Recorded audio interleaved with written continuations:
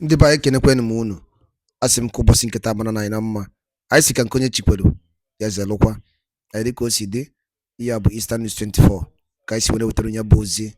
Unu je gị n'ugbu a n'iru akwụkwọ gbasata maka ya bụ ife na-ada na-akpọtụ na the Old Eastern Region ka anyị na-akpọ Biafra Land, and ife na-eme na mba ụwa dị iche iche, and ife na-eme n'obodo a. Alright, ozi eji maka ya wee bịa bụ according to the Biafran activist weta ya bụ ozi, as he quote: Biafrans is proud of you, as our sister Chimamanda just unveiled a shocking deep secret concerning the 13th state of Biafra and Ndigbo. Hear the news in details. Biko, umunne pay attention to this clip. It's very important. Iya muta nnukwu ife. O ife nwanne anyị nwaanyị bụ Chimamanda kwuru n'iru akwụkwọ anyị sika wetara unu ya. Dịka ihe ga-esi ebife kabalụ kiri ya tia n'ife okwuru. Over to you, man.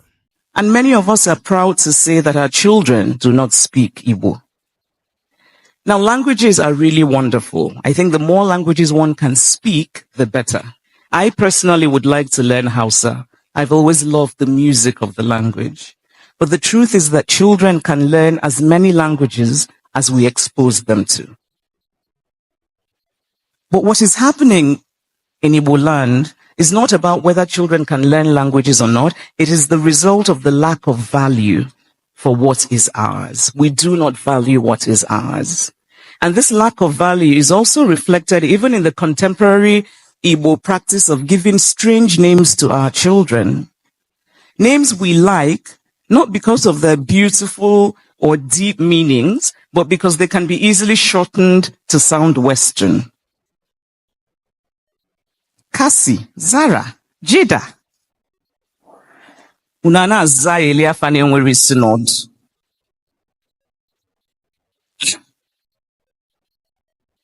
If any of you have those names, I won't blame you. It's your parents I blame.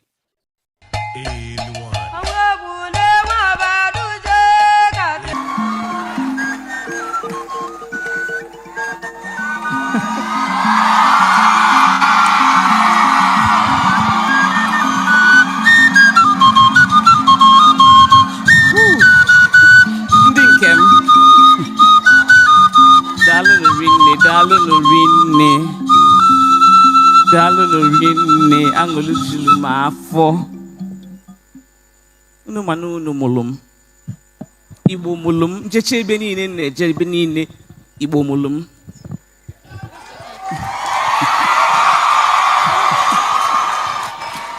Thank you so much for being here. Thank you so much.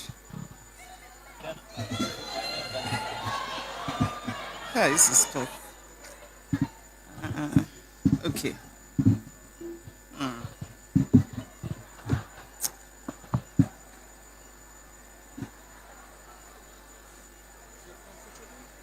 Yes, is there a way we can? No? Okay. Okay, that's fine. Okay.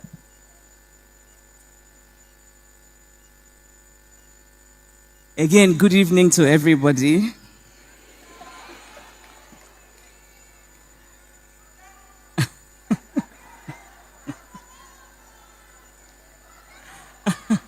Ndinkem. Ekenekwa munu. Ekenekwa mundinkem. Dalo nurinne. Thank you so much for being here. And I have to apologize for being late. Biko emekwa na kansi me. Obono biko no. I'm very sorry. Obununu we ifunu ga eme na 5 biko bidonu na 5. Nke a bụ mistake am metata. So I'm very happy to be here again. Good evening. Thank you all for being here. And I want to start by thanking the Center for Memories because they're doing the essential work of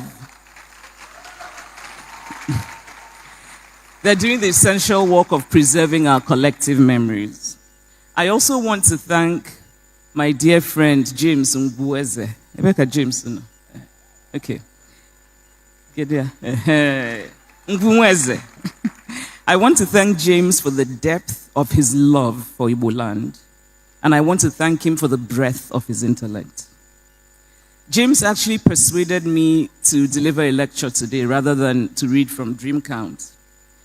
Dream Count was published in March.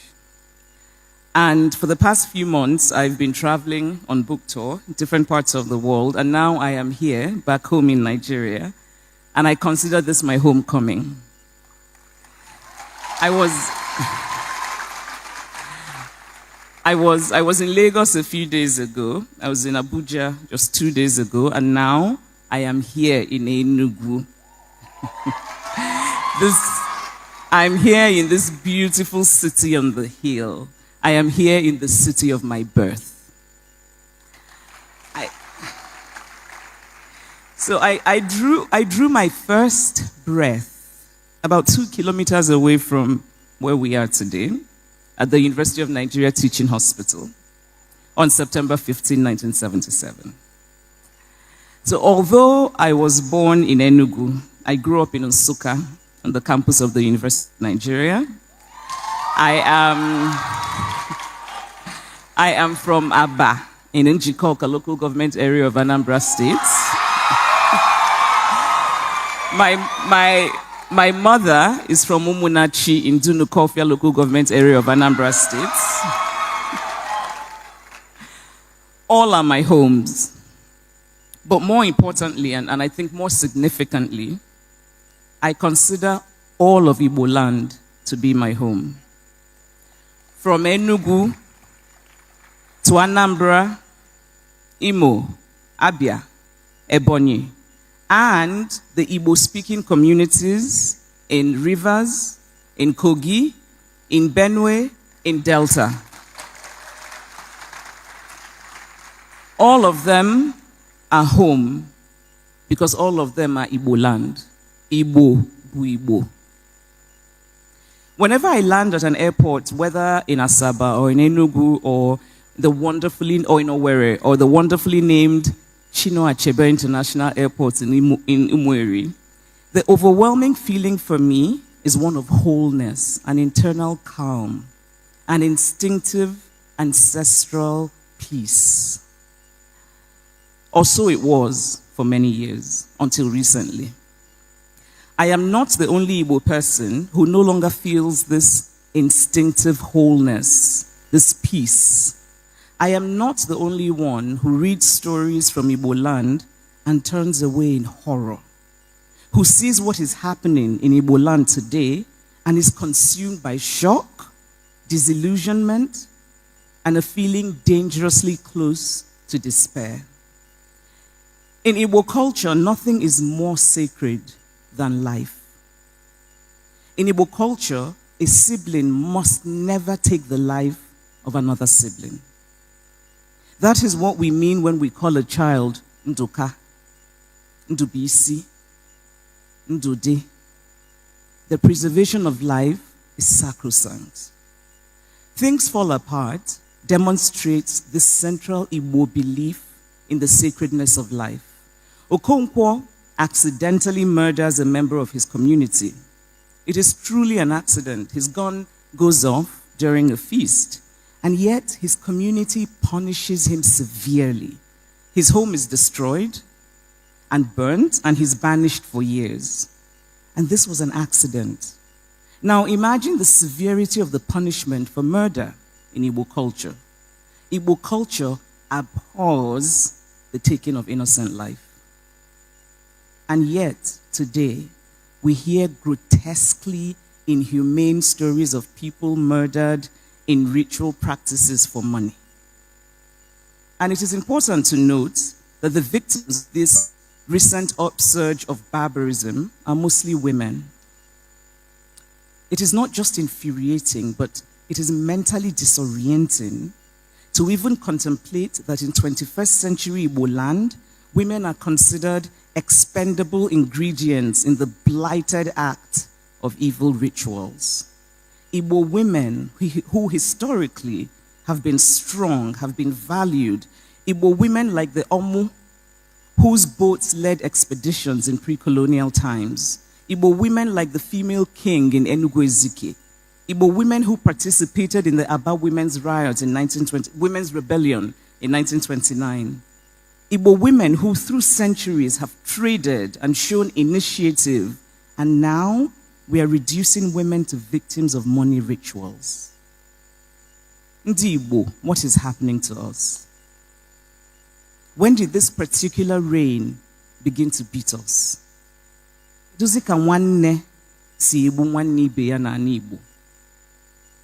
When we hear of Igbo people randomly murdering other Igbo people, the instinct is disbelief. Are these stories true? They cannot be true. But they are true. How can they be true? How can they be happening among one of the great early civilizations in West Africa? The home of the Leja iron smelting that dates back to 2000 BC. Ibuku bronze with its muted extravagance that dates back to the 9th century AD. The home of the fabled Nri kingdom of the 10th century. How can this be happening among a people traditionally known for greatness and for achievement and for hard work? How can this happen among Igbo people who have long been known for the interesting dualism at the center of their culture, one of individualism on one hand, and the other of a communal ethic? Igbo people who are known for gathering together to help one another. In the words of a missionary who visited Igbo land in the late 19th century, the Igbo people show an unbending sense of justice and a surprising intelligence. Now let us ignore that surprising. But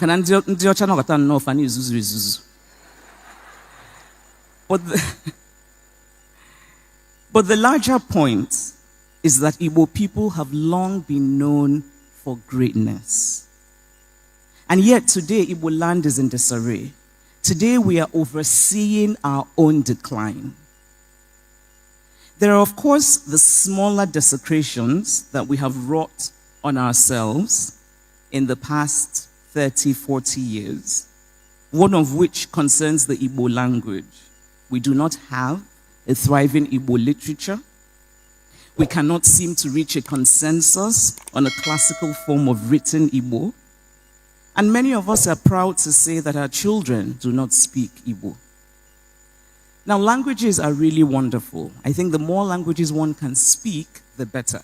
I personally would like to learn Hausa. I've always loved the music of the language. But the truth is that children can learn as many languages as we expose them to.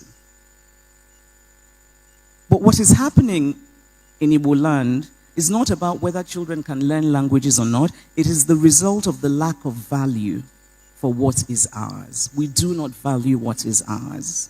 And this lack of value is also reflected even in the contemporary Igbo practice of giving strange names to our children. Names we like, not because of their beautiful or deep meanings, but because they can be easily shortened to sound Western. Kasi, Zara, Jida. Unana Zaya Eliafane Nweri Synod.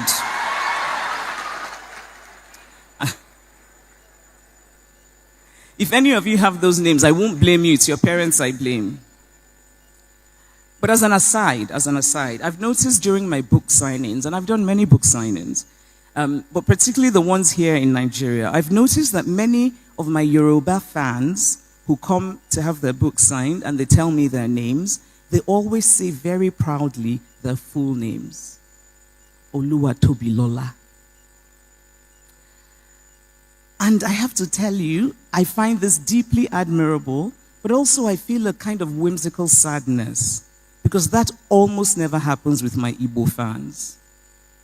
Ndizara Nakasi.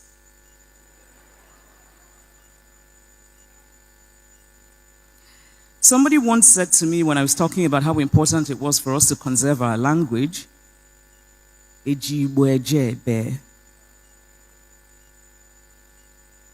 not only is that an example of remarkable stupidity, but we must remember that human needs are not merely material. So this person was talking about, I don't want my child to learn Igbo. Igbo will confuse my child. My child will not get a good job. But human needs are not merely material. We must feed our bodies, of course. We must think about what will give us a good job. But our souls must also be fed. And it is dignity that feeds our souls. So the country of Iceland has about 400,000 people, a very tiny country. but they put so much effort into preserving their language. I've never heard an Icelandic person, the few times I've visited, say something like, Eji Icelandic ejebe. And Ireland, the Irish language, which was in decline under English rule, recently, the Irish government has put a lot of effort into reviving the Irish language. The Irish language is spoken only in Ireland. The Irish language is not really a language that is going to get the Irish people international jobs, but they're preserving it. They're preserving it, and that act of preservation is an act of love, it is an act of value, it's an act of dignity. And so to anyone who says, Ejigbo ejebe, not only are you lacking in intelligence, sorry, but this is true, you must also remember that we must feed our souls with dignity. And so while all of these issues, language, names, are significant, we must focus now on the large fire that is burning up Igbo land. Ndigbo kanyi teta n'ụla. Let us wake up. Ife emebigo na ani Igbo. As Igbo people, we often speak of political marginalization. Whenever you're gathered among Igbo people, the next thing you hear is marginalization. They're marginalizing us. We should talk about marginalization. I think any honest assessment of Nigerian history since 1970 must acknowledge the political marginalization that Igbo people have suffered. But it is time to suspend the subject of marginalization until we have cleaned house. We are giving those who want to marginalize us even more reasons to justify that marginalization. We must first clean house. Part of that house cleaning must involve a concerted return to unity. We must unite. We must unite. Unity is not the absence of difference. Unity does not mean that we all agree on everything. Unity means a decision to come together for a greater goal despite our differences. Unity is a beautiful act of sheer will. Unity is an act of intelligence. Unity comes from the ability to think lucidly. If all of the governors of the Igbo-speaking states and all of the senators from the Igbo states decided to come together in unity and put away party affiliations, it would confer on Igbo land a great bargaining power for policies that will benefit all of Igbo land. Different ethnic groups in multi-ethnic countries across the world all engage in this kind of political bargaining. But for this to happen for Igbo land, there must be unity. But first, I want to return to what I said earlier, Igbo, bu Igbo. The contemporary distinctions we often make today about Igbo identity, they're not cultural identities, they're political identities. There's a difference between a cultural identity and a political identity. When we say somebody is Delta Igbo, it is a political identity. It is not a cultural identity. Igbo-speaking peoples are one nation, one language, with different dialects. All languages have dialects. A dialect is not a language. So let us use Germany as an example.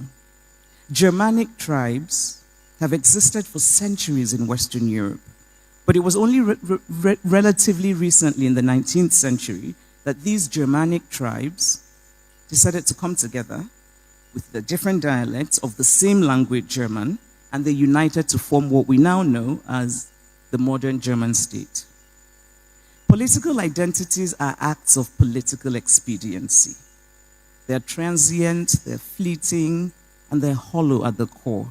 But cultural identities come from shared language, shared traditions, shared ideals. All Igbo peoples are Igbo. Nobody is more Igbo than another. Igbo bu Igbo.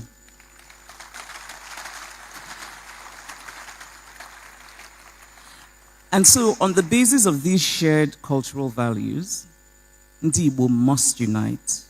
and strive to become a beacon for Nigeria and indeed for Africa. It is not too late. It is dire, but it is not too late. Let us stop making excuses for ourselves.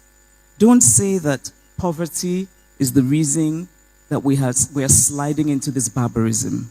Poverty is not the reason. Igbo land was not rich in the 1900s. We were poor, and yet we did not worship money in this way. We did not slide into barbarism. We did not kill one another. We believed in basic things, in telling the truth, in standing for moral ideas, in not stealing, in earning your money in a way that is transparent. And by the way, the world today is full of cultures and peoples who are poor, and yet they maintain their values, and yet they do not descend into a doomed abyss of evil. For that is indeed the most appropriate word for the disregard for human life that is happening in Igbo land today. Evil. Ndigbo, let us wake up. Kaiteta nola. Let us refuse to participate. Refuse to celebrate money whose source you do not know. Let us celebrate alternative things. Let us celebrate knowledge. Let us celebrate scholarship. Let us celebrate hard work. Let us celebrate community. We must remember that we are a great people. We have to remember that we are people who make remarkable sacrifices to live their dreams wherever they find themselves. We are people who have mastered the art of surviving the most unaccustomed parts of the earth. Let us not forget the wonderful, unique apprenticeship system that we have, Mwa boy. Often we forget the Mwa girl, where young women learn things like sewing from women, and the wonderful and unique rituals and expectations that those involve. Ndigbo, let us remember who we really are. We cannot become untethered from the harness of our proud and beautiful history and heritage. Igbo must once again mean what it truly means. Not selfishness, but community. Not violence, but a fierce desire to succeed through hard work, diligence, honesty, truth-telling. The very essence of our existence as a people is being eroded, and it is an aggressive, ugly erosion. We are overseeing our own decline. We are we are participating in our own destruction. How can this be? We must reclaim our heritage. Like Umuofia, before the coming of the missionaries, we must insist on the basic threshold of decency. Do we as a people endorse these practices? Do we accept Egombute as a legitimate route to success? Where is the gatekeeping role of the community over every member? Something that has been central in Igbo culture for centuries. Every success needs validation from the cultural milieu that birthed it. We hear success stories, but in most cases we see only the success but not the story. What is the story behind the successes that we celebrate today? Okonkwo's greatness in Umuofia was not possible without Umuofia's collective say-so. If Igbo people had collectively risen in unison to condemn this resident evil when it first began, it would have served as a moral rebuke against the ongoing slide into barbarism. But we did not do that. It is not too late. It is dire, but it is not too late. And it is important to say that the two dominant religions that we have in this region are heavily implicated in this rot. Both the traditional religion and Christianity have a hand in our collapsing values. We have as many cutthroat Ndidibia as we have Pastor, who orchestrate the steady slide into this abyss. It